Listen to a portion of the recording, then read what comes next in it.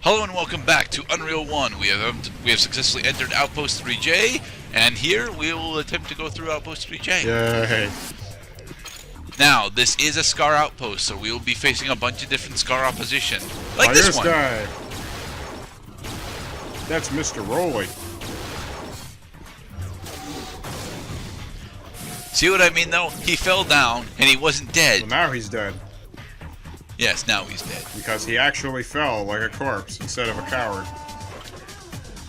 From this point on in the game, I'm going to be trying to use the weapons that they're openly giving me ammo for. That way I can, keep my ammo stocks at decently high up. It's a good strategy.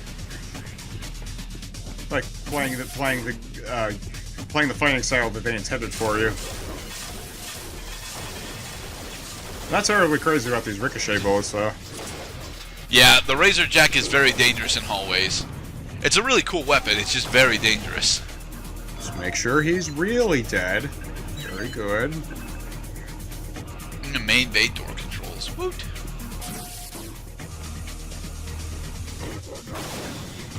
No, he's charging up his laser. Damn, he took 5 direct hits. Well, again, his energy shield is a thing. Ah, I see. Things do stuff. Yes, things do stuff. In correlation with concepts and existences. They happen in places according to context. Yes. Of course. I do love this track that's playing in the background. I'm bopping my head to it.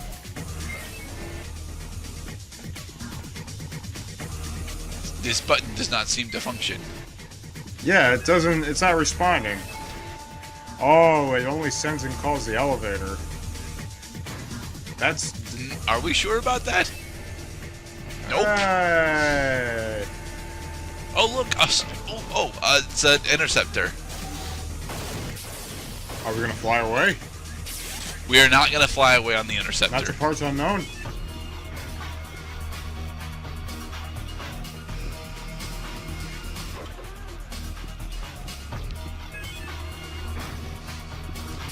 All right. So what's new in the world of Cloud today? What's new in the world of Cloud?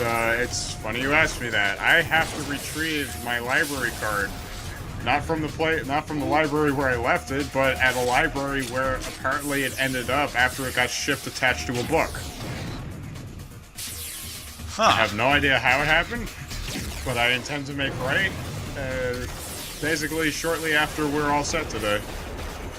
Awesome. Well, no, honestly, it's not awesome. It's pretty annoying. But I've never actually had that particular problem happen simply because I don't use my library card as a bookmark. I tend to use other things like scraps of paper, Yu-Gi-Oh cards, or, maybe, even card sleeves as bookmarks. Yeah. I mean, mind you, I didn't use the library card as a bookmark. I think I just left it on the table or something after I checked out Three Musketeers again. I'm still reading Three Musketeers. It's taken me quite a long time to get through that. We made it on top of the interceptor. Yay! Let's fly away. It doesn't do anything, sadly. It just looks cool. We're flying. I mean, we're floating.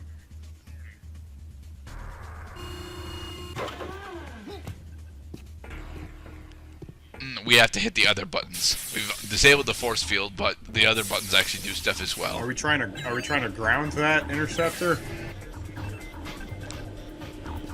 More or less, we're attempting to get through the hangar, so that we can, understand what this interceptor is for. As well as I forget what else, honestly. Mostly because it's been like several months since it's been what, at least 2, if not 4 months now since I recorded this stuff. Yeah, around that time. So, but you are going to take the interceptor. I don't think so. Yeah, I don't think so. Totally like a thing that would happen, because I think that's the first, like, functioning vehicle we've seen this whole game so far. Not the first. I mean, you gotta count river rafts. River rafts are functional They are vehicles. They take you from place to place. It's kind of hard to put new rims on it, though. True. Mostly because, you know, there aren't any wheel slots. Pimp my raft. With that gold-studded super sail. It gives it +1 to being raided by pirates. I got the bling bling on the wind.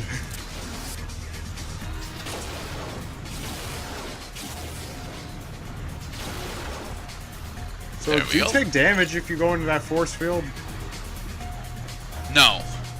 But you have to disable the force field in order to progress, so...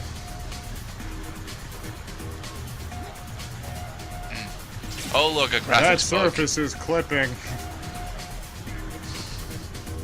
I knew it. We're just surrounded by stacked up polygons. Rear entrance force field controls. There we go. Pay no attention to the man behind the curtain. He's fucking up the graphics card. Uh-oh.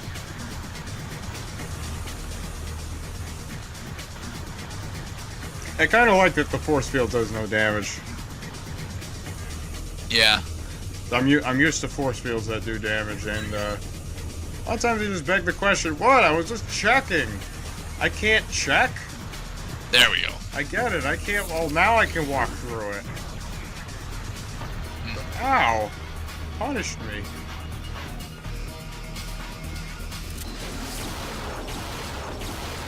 I can't even tell what that is in the distance.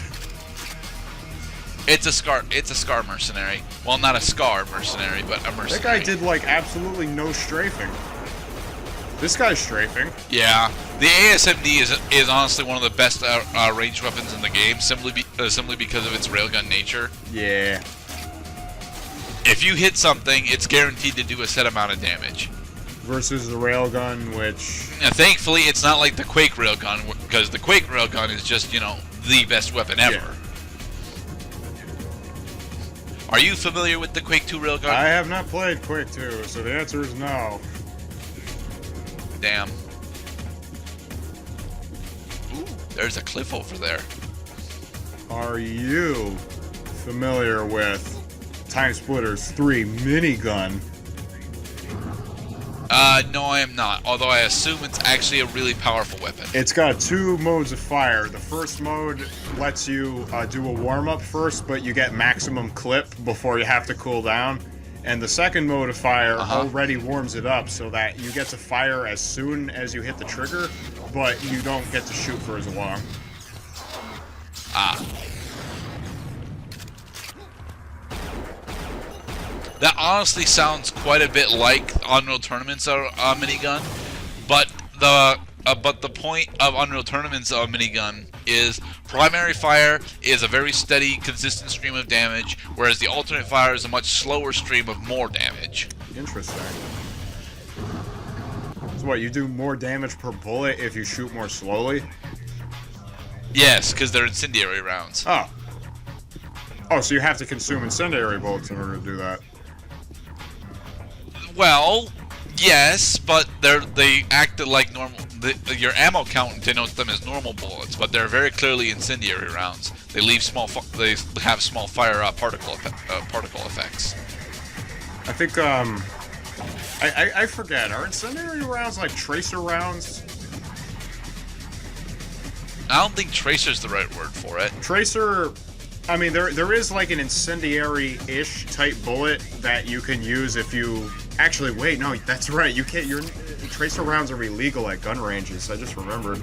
It's because what tracer rounds do is that they have like a phosphorus tip on the tip of the bullet. So when it travels through the air friction ignites the phosphorus on top and it makes it hot on contact. Okay. It's supposed to set ablaze targets.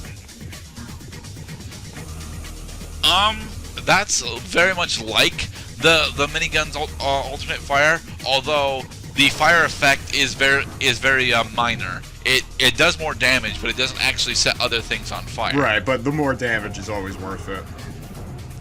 Yep.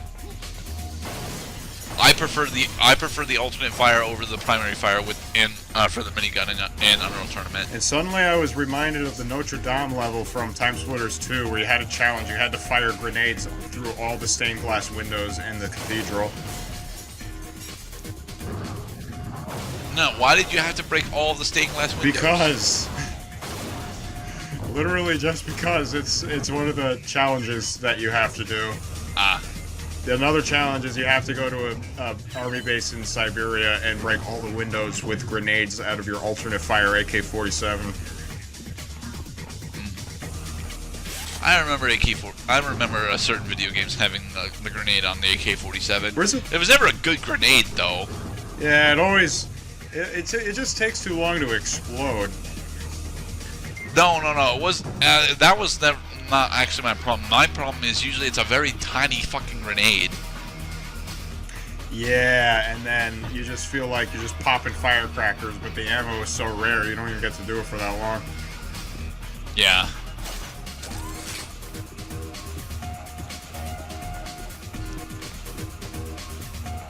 I like it when games give you... We're in the church catacombs. I love it when games give you lots of, like, one ammo type, as though to tell you, hey, have fun. Use this. You'll love it.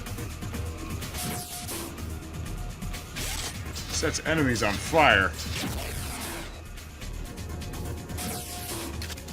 He didn't die.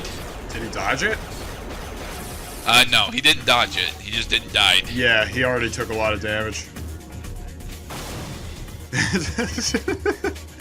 Gerdat does not trust corpses. Target coordinates set for Service Transporter Pod 13. New translator We have message. successfully activated the teleporter. Enter green sphere of life. It is the Ankh. And booyah, Valora Pass. What the fuck? We have teleported out of Outpost 3J and into Valora Pass. This is a Scar landing zone. There's a bunch of supplies here, as well as another boss fight. Are we on another planet? No, we're still on Nepali. Ah. Because, like, the sky looks different. Well, the sky looks different because it was designed by a different artist. Oh. Now it makes me want to see what Cliff Blazinski thinks an alien sky looks like. I think we had a chance to see that. I'm not sure, honestly. Cliff probably did more indoor levels than outdoor levels. Yeah. Yeah, I think he did. He did one of the levels before the water temple, if I'm not mistaken. All right, there is a pistol upgrade that we want to pick up. Picking up this pistol power up does in fact start this boss fight. See, you have to. However, with this pistol power up, we have officially maxed out our dispersion pistol. Wait a minute. Our dispersion pistol is now the second most powerful single shot weapon in the game. We've already fought this guy. Yes. A majority of the bosses are pretty much just stronger titans. This is a fully grown mountain titan. He will kill you. In one hit. Bless you. Does he kill you in one hit?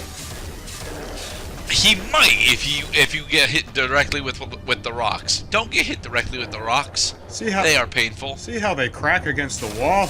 They're made of hard stuff. Don't let hard stuff hit you in the face. He has a bunch of HP. This is my second attempt at fighting him, because I think my first attempt I ended up just falling into the pit of lava behind him. Oh, you did it. Yep. Every time he throws a rock, go behind cover, and watch it falter against the wall. I don't think we've actually shown off the sniper rifle in action yet, but here's the sniper rifle. I was gonna say, like, I rarely see a muzzle tip like that. He's shooting his arms. You're hitting his arm. Ah! Passive damage. Die, you monster. Now, I do believe that the Titan still does take area still does take damage based on context, as in where you shoot him matters. Nice. Legs and arms are not actually effective, but headshots are. Yay.